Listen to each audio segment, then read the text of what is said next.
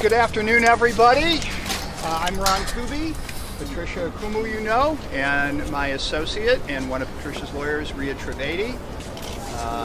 Ms. Okoumou is walking out of court today with a piece of jewelry she did not have when she walked in. She's been fitted with an ankle monitor and has been ordered confined to her home until the day of sentencing. Obviously, we are happy that the court rejected the crazy notion that she is a danger to the community. We're happy that the judge chose not to incarcerate her over the objections of the government. We are unhappy about the fact that we have to be here in the first place. I just want to say to my colleagues in the media, especially MSNBC and New York Times writers, to the extent anybody thinks that the Southern District of New York operates independently from the Trump White House and the Trump Justice Department, it doesn't. The federal prosecutors today who sought to detain Ms. Okoumou are just fingers on the very small hands of the Trump administration doing their work the way he wants it done.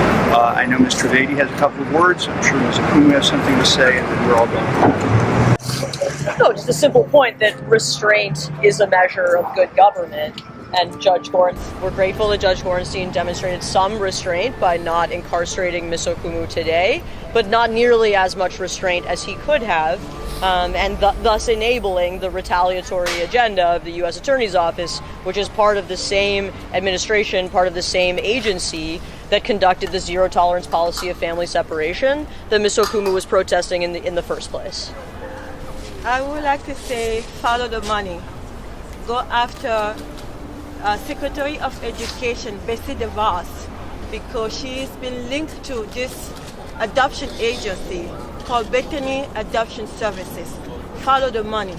When the Trump administration claims they don't know where the children are, or they have no ability to reunite them with their families because some of them have already been deported, the truth is, and we're not stupid, you cannot lose human beings. They have a mechanism to make money off of these children. It was intended from the get-go. That's why they're not giving us the numbers. That's why they haven't been transparent. And my work here will continue as far as my activism highlighting the atrocity of this administration. This administration is vile, and it will continue to be vile. But one day, with act of activism, bravery, the world will know that these children will have to walk out free. One of these days, my goal is that the children will be free and liberated from this rotten system. They need to go after CEO Juan Sanchez, the man responsible for most of these detention centers, like the one at Southwest Key in Austin, Texas. Investigate them, follow the money. Mr. Riley has a pointed, obnoxious question, but a relevant one. No, it is relevant. Will you promise to not break the law anymore? No comments. How's that for now? You said before going into court that you would go on a hunger strike if you were incarcerated. Do you consider this incarceration still? Do you still plan to carry out that plan, or? I do not consider this incarceration. I think if the Trump administration, his cronies and apologists want to find some kind of satisfaction, they got it today. And let them rejoice. But the people know what the truth is, what I stand for. I stand on the right side of history. History will judge our conduct. History will judge this court. History will judge the judge and the system. We are facing hard times, guys. And people like me, civilians, performing the civic duties have to be applauded for the work that we are doing. This is not an easy job to go after the government that is criminalizing babies. These detention centers are creating an environment where the children are at risk because you have babies changing diapers.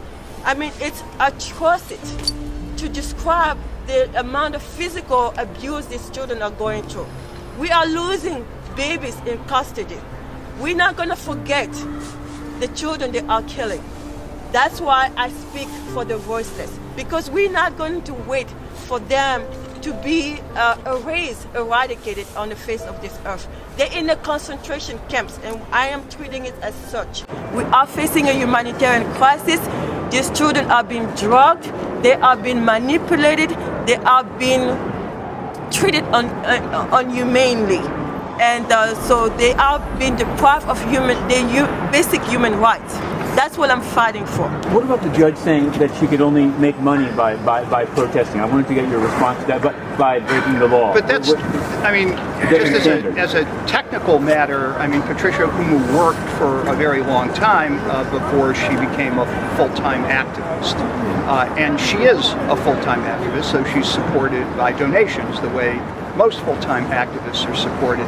Let's face it, being an advocate against forcible family separation is not a job that somebody can apply for and receive funds for. So she does indeed exist on the basis of donations that people give her. But the judge got it exactly reversed.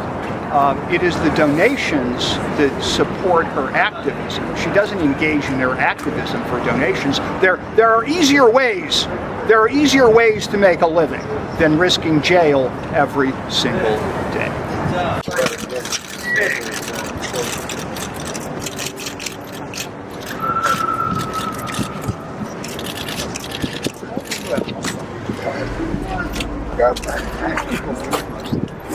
Freedom fighter, not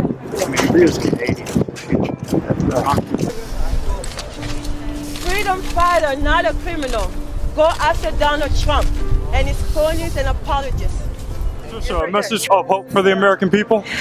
Keep fighting. Don't get discouraged. Even if they threaten you with prison, don't get discouraged. Keep fighting, because we stand for something.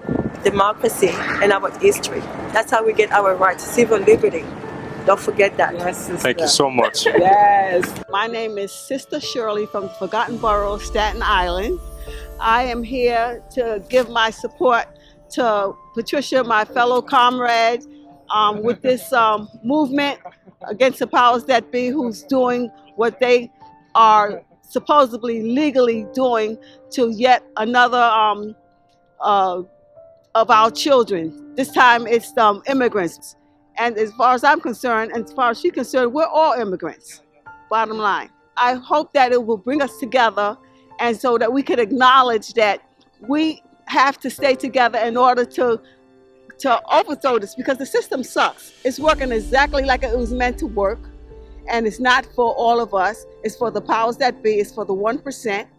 And as far as we're concerned, we're all immigrants, okay? Every single last one of us. Nobody has the right to be here more than the next person. We have to get justice for everybody. Everybody deserves to be here, not because you were born here or because you went through the so-called right channels. There are no right channels. It's supposed to be justice for everybody, and it's not supposed to be like just because this is America. It's supposed to be for human beings, period. Bottom line. Trump should not even be the president. We deserve and we need justice for everybody.